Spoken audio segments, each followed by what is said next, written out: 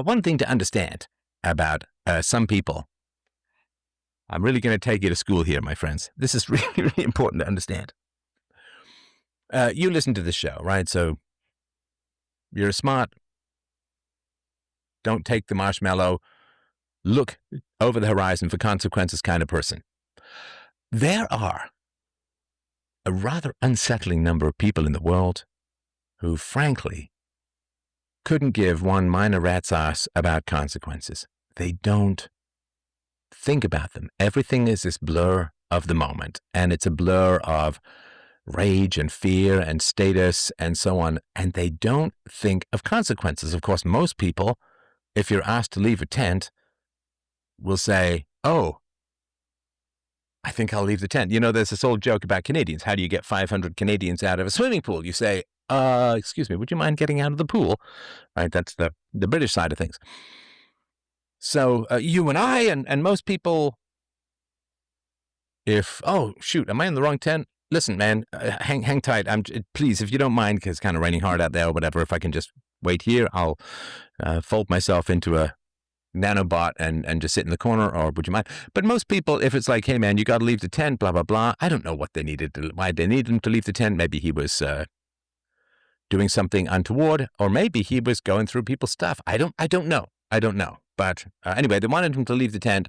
So, you know, most times, most people, if somebody says, hey, you're not supposed to be here, you need to leave, most people, just a different kind of person, no particular consequences. And if you've ever been around those kind of people, they can get you into a serious amount of trouble. They really can. And so you've got to be able to tell when people don't think of consequences. There's so many people, they live in this absolute blur of the now. The only thing that matters is I'm not backing down now. And normally people would say, well, but if I don't back down, this and this and this is going to happen. It's going to be bad and blah, blah, blah. But that's a different kind of thinking, though. Or I guess you could say that is a not kind of thinking. So you got to be aware of that stuff and recognize most people in the world, especially if you're this lovely, beautiful, tasty, is tasty the right word? Scrumptious audience, that they're not like you. People who don't think for themselves are not like you.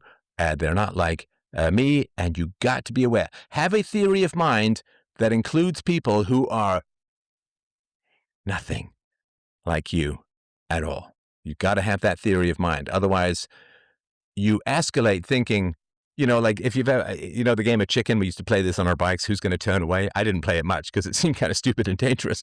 But, you know, chicken and two cars driving at each other. So if you're playing chicken and you don't know that the guy you're playing chicken with is suicidal, you're just going to die. You got to be aware of what's going on in people's minds so that you don't make the mistake of thinking that people are like you, because they're probably not as a whole. I mean, everybody knows people who've just done like incomprehensible things. Like, why would you even think that? Why would you do that? And be aware. Be alert. The world needs more alerts. So, Austin Metcalf stood up and pushed or grabbed Anthony in an attempt to remove him from the tent, thinking that consequences would inform Anthony's decision-making. It did not. Metcalf was significantly larger than Anthony, 50 to 60 pounds heavier. That's like, you know, you ever see a high school football player next to a high school track star? It is like the Michelin tire man next to a child's drawing of a stick figure. Anthony pulled a folding knife, 3 to 5 inches in blade length, from his backpack and stabbed Metcalf once in the chest. So you got to think of all this. Somebody sits there and says, I am being asked to leave this tent. I could leave the tent. Or maybe I got a plan B. I could leave the tent. I know what. I'll stab the guy in the chest.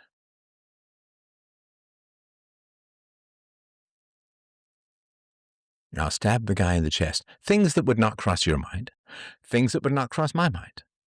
I mean, I might have some scathing Oscar Wilde words of insultiness to say, but I'm not going to bury a knife in the guy's chest. Like, that wouldn't even cross my mind, even if I had a knife. I'd be like, I'm going to show you some knife tricks. But so it wouldn't cross the victim's mind. Didn't cross the victim's mind, right? Right? Austin would not sit there and think, this guy might stab me. And this is a failure of, I'm not blaming the victim, right? Because you got to be taught this kind of stuff, and maybe he wasn't, right? But you got to be able to evaluate people. You know, you look for the light in their eyes, you know, self-awareness, consequences, maybe you could say intelligence, and so on. My wife always says, it's in the eyes, it's in the eyes. So you got to look for that kind of stuff, and you got to be able to assess whether people are processing consequences or not. And so on. The other thing too, of course, and this is true for a lot of black people, and I say this with some sympathy, like they're raised with significant hatred of, in particular, whites and Asians, and Jews to some degree, but in particular whites and Asians. We all know the reason why. I've talked about it a million times on this show before. And so whites are often raised to be colorblind, but other races not so much. And you got to be aware of that too. You got to be aware of that too. And, you know, the black parents say, well, you got to have the talk about the dangers of the police and so on. Yeah, maybe that's true. I mean, I can't really judge that as a whole, but, you know, the white kids and to some degree Asian kids, I think, are raised to be like totally colorblind. And I'm like, I mean, I'm okay with that if everyone's like that. But if other cultures are raising people to be racially conscious or whatever it is, then you're not giving your kids necessarily an accurate view of the world, right? And so that's important. And I'm not blaming the parents. There's the culture. There's a whole big problem. Certainly not blaming the victim, not blaming the parents and so on. It's a whole big cultural issue and so on, right? So after stabbing Metcalf once in the chest, he then fled the scene and discarded the knife into the bleachers. Again, I don't know his GPA, and I don't know how much it might have been inflated, but this is extremely impulsive behavior, obviously, with only a desire to win in the moment with no thought of long-term consequences. And now you see this, you know when most people see this? Most people see this with, in relationships, in romantic relationships in particular. So if you've ever been in a romantic relationship with a woman who just wants to win in the moment, or a man who just wants to win in the moment, they'll say anything, they'll dig up any old thing, they'll hurl any kind of insult just to win in the moment. Like my friend, right, who wanted to win this argument, right? So he almost ran into me in the bike because I had to swerve to avoid a big stone in the road. Boy, that stone probably saved my life. Thank you, oh Ignatius. And he wouldn't back down, and I wouldn't back down. And if you're with someone who won't back down, that's why I fled the scene. Like, that's why I fled, got into the apartment building, locked the door behind me or closed the door behind me, got up to my apartment, locked that door. And so I had two doors between me because I'm like, oh, okay, this guy's like not going to back down. He's not going to back down. And I actually seen him throw his mom up against the wall. And yeah, he's a violent guy. And the fact that he came to a violent end was not too shocking, but he didn't care about the long-term effects on the friendship. And I was one of the only friends he had. And he was a funny guy. I mean, this is a lot of times people with no fear of consequences have a kind of loosey-goosey Jim Carrey living in the moment kind of hilarity that's actually kind of fun. And there were lots of, he was a smart guy, he was a funny guy and all of that. But yeah, just very impulsive. And it's just like, you kind of want to stop people and say, you're kind of wrecking your life here. If you don't mind me saying so, you're kind of wrecking your life here. Maybe you shouldn't do this. But any backing down is just complete anathema. They would rather die or be sent to jail for 35 years than back down over a stupid tent in the rain. It wasn't like he was guarding his beloved girlfriend from marauding KKK members, right? It was nothing like that. It's just some stupid tent in the rain Alternative: 1, go to jail for 35 years, or 2, get a little wet, a little damp, or prison forever and ever. Amen.